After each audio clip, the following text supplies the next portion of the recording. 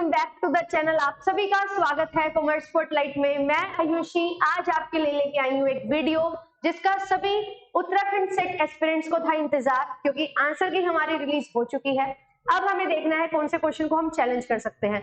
तो मैं आपके साथ डिस्कस करने वाली हूँ कॉमर्स के कौन से क्वेश्चन चैलेंज हो सकते हैं एंड क्या इस बार कट ऑफ रहने वाली है, क्योंकि पेपर बहुत अच्छा आया हुआ था, अच्छे लेवल का पेपर था। मैंने आपके साथ एक और वीडियो बना के ये चीज डिस्कस भी की थी कि किस तरीके से 6 साल के बाद एग्जामिनेशन हुआ और कितना इवॉल्वमेंट यहाँ पे हमें देखने को मिला। बहुत अच्छे क्वेश्चंस और बहुत नए क्वेश्चंस आपसे पूछे गए थे।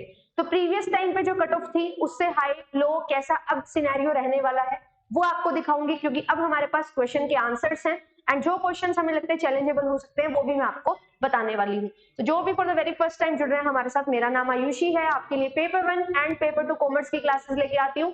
चैनल को सब्सक्राइब कर लीजिए और आप मुझे फॉलो कर सकते हैं। शाम को 5 बजे और 8 बजे हमारी क्लासेस रहती हैं एंड सुबह के टाइम हम पेपर 1 भी कवर करते हैं, तो वीकेंड्स पे आप मुझे ज्वाइन कर सकते हैं।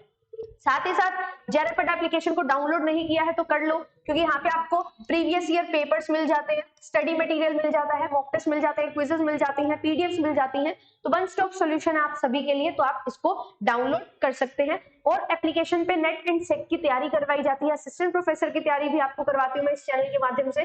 तो आप लोग अगर बनना चाहते हैं इंडिया में किसी भी स्टेट में असिस्टेंट प्रोफेसर, तो आप इस चैनल को सब्सक्राइब कर सकते हैं। और कॉमर्स एंड मैनेजमेंट के स्टूडेंट्स को हम बेसिकली मेजर फोकस करते हैं और पेपर 1 की भी तैयारी करते हैं। तो चलिए अब बात कर लेते हैं कि क्या हमें अब ध्यान में रखना है कि आपका जो अभी आंसर की आई है उसमें क्या क्या क्वेश्चंस हैं जो आप चैलेंज कर सकते हैं। तो आंसर की को हम यहाँ पे डिस्कस तो कर चुके हैं। मैंने आपके लिए 2 वीडियोस बनाई थी जिसमें हमने कंप्लीट पेपर को डिस्कस किया था एंड उसमें मुझे जो क्वेश्चन सही लग रहे थे मैंने सारे बताए एंड अप्रोक्सीमेटली 90 to 92 क्वेश्चंस हमारे सही थे। कुछ क्वेश्चंस यहाँ पे आपको सही कर लेने हैं और जो आंसर की है वो आपको यहाँ पे मैं शेयर कर दूंगी, कमेंट्स में पिन कर दूंगी। अगर आपके पास नहीं है तो आप मैच कर सकते हैं और वीडियोस देख के आप अपने आंसर का एक्सप्लेनेशन भी ले सकते हैं।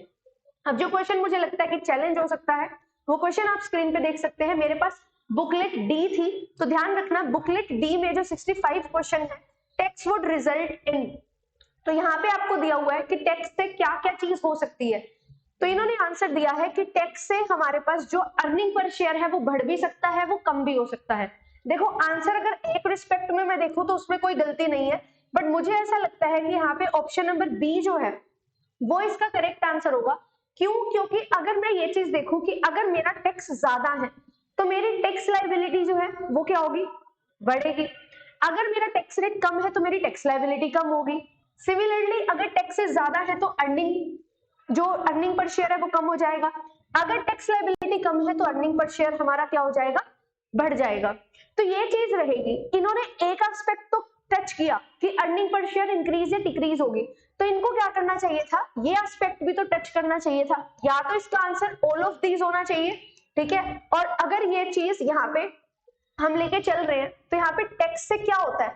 अगर टैक्स लगाया जाता है तो टैक्स लगाने की वजह से टैक्स लायबिलिटी बढ़ती है और अर्निंग पर शेयर आपका कम हो जाता है। तो यहाँ पे ऑप्शन नंबर बी इसका करेक्ट आंसर होगा आउट ऑफ दीज ऑप्शन, और एल्स इसका आंसर ऑल ऑफ दीज हो सकता है। इस क्वेश्चन को आप चैलेंज कर सकते हो और आपके मार्क्स हैं जो इंक्रीज हो सकते हैं। अब यहाँ पे इसको चैलेंज कैसे करना है? तो यहाँ पे आप देखो जो टैक्स लायबिलिटी है हमारी, उसमें हम क्या चीज देखेंगे? इसमें हम ये चीज देखेंगे कि आप यहाँ पे इनकम स्टेटमेंट जब अपनी बनाते हो, यहाँ पे EBIT माइनस करते हैं हम उसमें से इंटरेस्ट, देन हमारे पास EBT आता है, देन उसमें से हम टैक्स माइनस करते हैं, देन हमारे पास अर्निंग आफ्टर टैक्स आता है और इस अर्निंग आफ्टर टैक्स को हम इसमें से क्या करते हैं? अगर प्रेफरेंस डिविडेंड है आपके पास तो उसको भी माइनस करोगे एंड फिर आपके पास earning for equity share holders आ जाएगा, उसको आप number of equity share holders से डिवाइड कर देते हैं, अर्निंग पर शेयर आपके पास निकल के आ जाता है।